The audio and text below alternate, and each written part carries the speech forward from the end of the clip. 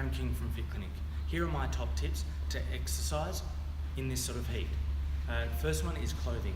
Making sure that your clothing is often loose fitting and breathable would be the main things. If it is tight, that's not necessarily a bad thing, but breathable would be the main thing, and making sure that if it is tight, that it's moisture wicking, so it pulls the moisture away and keeps you cool. The second thing is, why not exercise in the rain? Sometimes with the extreme heat comes other types of extreme weather. Sometimes it's an afternoon thunderstorm. Why don't we get out in the rain and enjoy it like we did as kids?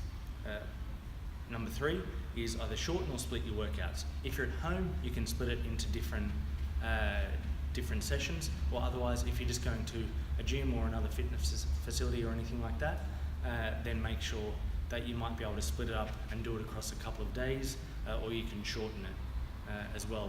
We need to make sure that we listen to our body and listen to the weather. We can go from outdoors to indoors and find an opportunity to do that, making sure that we're cool enough and we're out of the extreme heat of the sun, making sure that we do it either in the morning or the evening when it's not as hot. Next tip is making sure that we're taking water at various parts through the day, not just when we're exercising, in advance of the workout, and also a number of hours post workout, making sure that we're covering all avenues there to make sure that we're sufficiently hydrated. The next tip, which to some people might sound a little bit odd, but showering beforehand. Often a cool or cold shower before we exercise can help start our body temperature and our feelings of body temperature a little bit lower. So it can mean that we stay cool for that little bit longer.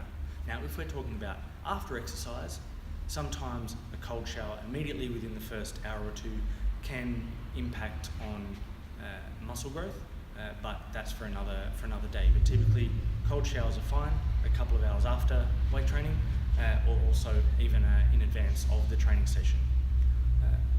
The last tip is choosing the type and time in advance. So you can either exercise earlier in the morning if you know that it's going to be quite hot, or exercise quite late in the evening, or choosing the type. So you might do something more indoors as opposed to outdoors with the extreme heat, similar to a day like today, or you may choose something that is slightly less strenuous on the days where it's hotter, and leave the more vigorous type activities for the days that it's a little bit more mild. So you're not changing your workout, but you're just changing the days that you do them. Thank you, have a great day.